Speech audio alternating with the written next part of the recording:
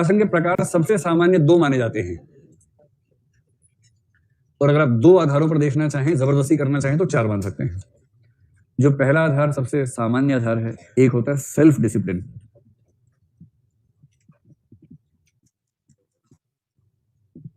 Self discipline, इसे क्या बोलेंगे? स्व अनुशासन, स्व अनुशासन या आत्म अनुशासन। आत्म अनुशासन भी चलता है, प्रसिद्ध शब्द है। और दूसरा होता है इम्पोज्ड डिसिप्लिन।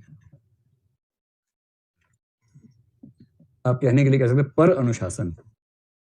तो पहली बात, प्रकारों में पहला प्रकार है सेल्फ डिसिप्लिन और इम्पोज डिसिप्लिन। स्व यानी आत्म अनुशासन और आरोपित, बड़ा अच्छा शब्द है भाई, वेरी गुड। आरोपित अनुशासन, क्या बात है, जबरदस्त। आरोपित अनुशासन, और ये हो गया आत्म अनुशासन। ठीक है, तो ये बताइए कि व्यक्ति के जीवन की शुरुआत में इनमें से कौन सा होता है? तो प्रायः बचपन में सिखाया जाता है, तो वो होता है आरोपित अनुशासन। और ये सिखाने के दो ही तरीके, स्टिक एंड कैरेट। तो स्टिक एंड कैरेट, तो मतलब थोड़े टॉफी दे दी बच्चों को, जिसने अच्छा किया ताली बजवा दी, जिसने खराब किया उसको लगा दी, दो चार झापड़ मुक्के मार दिए। तो इससे बच्चे मुर्गे बनते बनते इंसान बन जाते हैं। इस भाव से ये सब किया जाता है। ठीक है, एक उम्र के बाद देखिए, बहुत छोटे बच्चे में सेल्फ डिसिप्लिन अगर है तो बहुत चिंता की बात है। और मैं इसलिए बार बार गोलू बच्चों को बहुत विरोध करता हूँ। गोलू वो है जो बचपन से ही अनुशासित हो जाता है, आप अनुशासित हो जाता है। सेल्फ डिसिप्लिन कैसे आता है? इसे महात्मा गांधी और मार्क्स दोनों ने एक कंसेप्ट दिया है। इस कंसेप्ट का इस्तेमाल कहीं करना हो तो जीवन में कर लीजिएगा। इसको बोलते हैं एनलाइटेंड सेल्फ इंटरेस्ट। अब ये मत कहना बड़ा लिखो, इससे बड़ा नहीं हो सकता। एनलाइटेंड, ENLIGHTENED,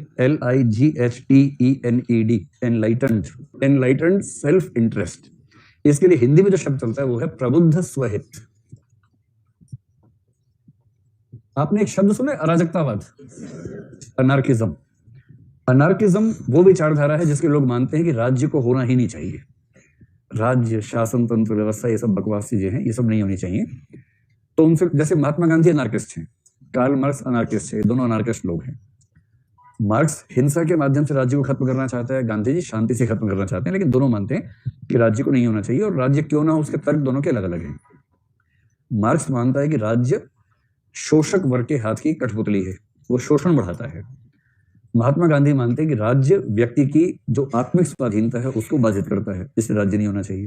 लेकिन दोनों में एक बात की सहमति है, क्योंकि हम सोचते हैं ना कि राज्य के बिना काम कैसे चलेगा? जब पुलिस नहीं होगी, सेना नहीं होगी, सरकार नहीं होगी, काम कैसे चलेगा? नियम कैसे काम करेंगे? इसका उत्तर दोनों के पास एक ही है। दोनों के पास मतलब सबके पास एक ही, जो भी एनार्किस्ट हैं, वो ये है।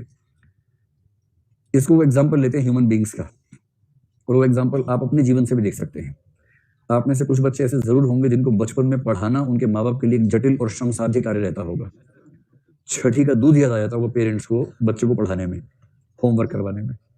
कितने बच्चे ऐसे हैं आप में से जिन्होंने पेरेंट्स को खूब छठी का दूध याद दिलाया है? हाँ हाँ, बहुत बढ़िया। पढ़ाने के लिए बिठाया तो मुंह लटका के बैठ गए, किताब सामने रखी है, ऐसे ऐसे कर रहे हैं, लो पढ़ा लो। पेरेंट्स तो आपको और किताब को प्रकाश की उपस्थिति में आमने सामने ला सकते हैं मैक्सिमम, इससे ज्यादा क्या कर लेंगे? दिमाग के अंदर जाएगा नहीं, तो आप डिसाइड करेंगे, आप कहेंगे ले दिमाग के अंदर भेज के दिखाओ, बिठा लो सामने, किताब के सामने, दम है तो कोई बात अंदर चली जाए मेरे। अब इससे तुलना कीजिए आज की।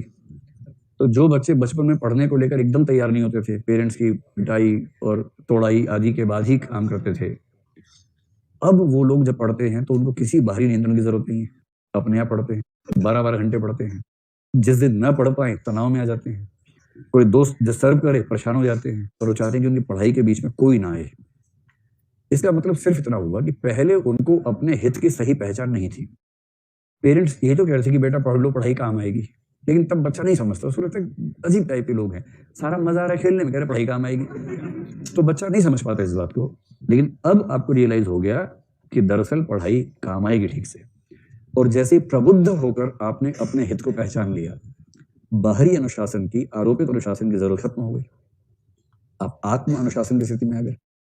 अब पेरेंट्स उल्टा बोलते होंगे कि बेटा इतना मत पढ़ो, आंख के नीचे झाई पड़ जाएगी बेटा, शादी नहीं होगी बेटा, कम पढ़ो बेटा, लाइट ठीक रखो बेटा, 8 घंटे काफी है बेटा, इतना मत पढ़ो, पढ़ पढ़ के दुबली हो गई हो बेटा। अब पेरेंट्स ये बोलते होंगे, क्योंकि पहले चिंता थी कि पढ़ नहीं रही है, अब चिंता है कि छोड़ नहीं रही किताब को, क्योंकि अब आप प्रबुद्ध स्वहित के बिंदु पर आ गए। बात समझ में आ गई?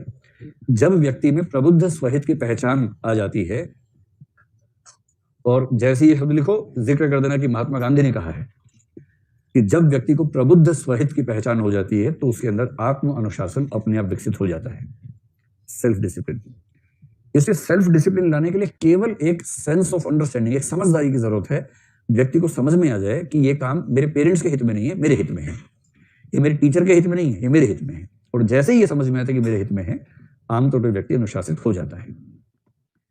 इसी को कहते हैं मैच्योरिटी। मैच्योरिटी के 50 लक्षणों में से एक ये भी है कि ये समझ में आ जाए कि जिस बात पर पेरेंट्स बल दे रहे थे उसका फायदा उनको नहीं मिलेगा, मुझे मिलेगा। ये रियलाइज होता है, अनुशासन आता है। दूसरे स्तर पे कहना हो तो आप कह सकते हैं, एक होता है डिसिप्लिन पर्सनल लाइफ में, एक होता है प्रोफेशनल लाइफ में। तो डिसिप्लिन इन पर्सनल लाइफ, निजी जीवन में अनुशासन, और डिसिप्लिन इन प्रोफेशनल लाइफ, व्यावसायिक जीवन में अनुशासन। पर्सनल लाइफ के अनुशासन का मतलब क्या हुआ? जैसे सुबह कितने बजे उठना है, आप लोगों का उठने का समय फिक्स रहता है या रोज रैंडम चलता है? फिक्स रहता है ना, कि एक टाइम फिक्स है, सुबह 5 बजे या सुबह 6 बजे, जो भी है, बेशक सुबह 11 बजे, लेकिन फिक्स है। अगर फिक्स रहता है तो डिसिप्लिन हुआ। ऐसे ही भोजन को लेकर नियम, कि भोजन का समय, भोजन की मात्रा, भोजन की गुणवत्ता, कि सात्विक भोजन करना, सात्विक करना, मुर्गा और ये सब नहीं खाना है, सात्विक भोजन करना है, चटपटा नहीं खाना है, चाट पकौड़े नहीं खानी, मिर्च नहीं खानी है। सबसे मुश्किल है पढ़ाई संबंधी नियम, पढ़ाई का टाइम टेबल। तो जो व्यक्ति उठना, सोना, भोजन की गुणवत्ता वगैरह, और इन सब के बाद एक चीज और जीवन में है, वो है एक्सरसाइज करना, शारीरिक श्रम।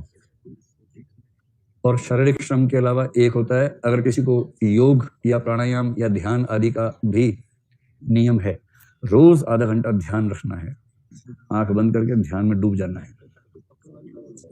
कुछ लोगों के डिसिप्लिन में एक होता है पूजा पाठ का नियम, रोज सुबह सुबह ठंडे पानी से नहा के आधे घंटे ईश्वर का नाम लेना है। तो ये कौन सा है? पर्सनल लाइफ में अनुशासन है। प्रोफेशनल लाइफ में क्या है? प्रोफेशनल लाइफ में पहला है टाइम, यानी पंक्चुअलिटी, सही समय पर ऑफिस पहुंचना।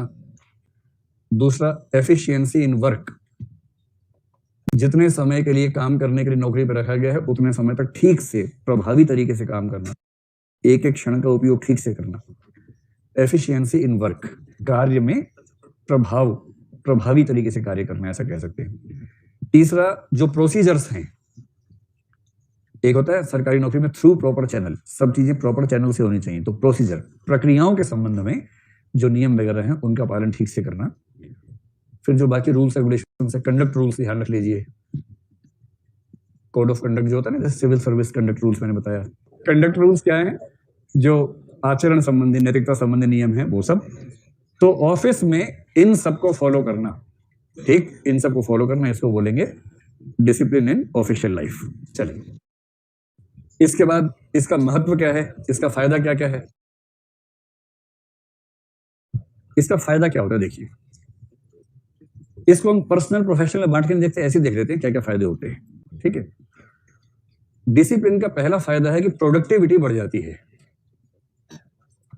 जल्दी से बताओ, हिंदी में क्या बोलेंगे इसको?